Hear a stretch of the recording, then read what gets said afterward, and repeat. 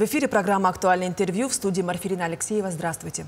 Лето в Якутии закончилось. Каковы итоги прошедшего сезона и какая работа ведется на водоемах сотрудниками Центра ГИМС на данном этапе?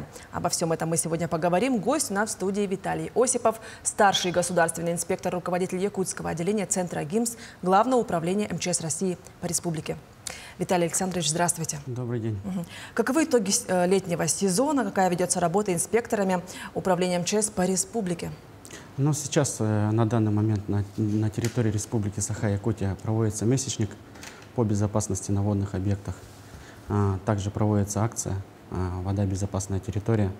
Инспектора Центра ГИМС Главного управления МЧС России по Республике Саха-Якутия проводят совместные рейды с правоохранительными органами, с транспортной полицией, с Росгвардией на выявление нарушения правил эксплуатации маломерного судна.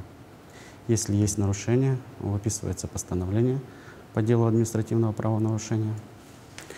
Также проводим профилактические мероприятия, информируем население в средствах массовой информации. На данный момент инспектора проводят лекции в учебных заведениях, в школах по безопасности людей на водных объектах в осенний период. Вот сейчас работа ведется. Каковы итоги? Инспекторами Центра ГИМС за 2024 год проведено 3227 патрулирований рейдов.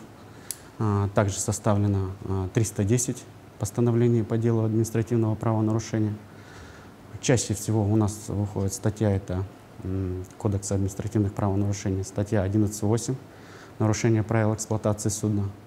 Также статья 11.10 это у нас нарушение правил обеспечения безопасности перевозки пассажиров в пути исследования.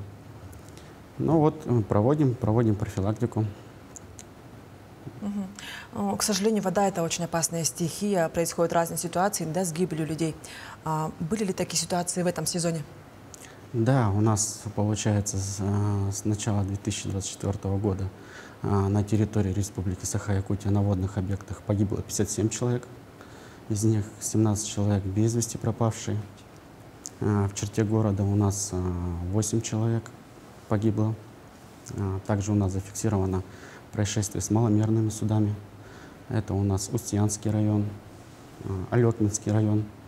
На данный момент у нас сейчас ведутся поиски в Тампонском районе, в Кобяйском районе, в Ленском районе. А если сравнить с прошлым годом, цифра увеличилась?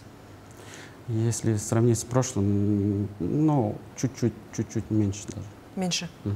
А какова основная причина гибели?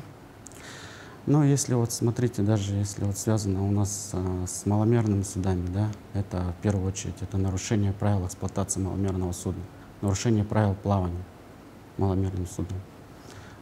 Управление маломерным судном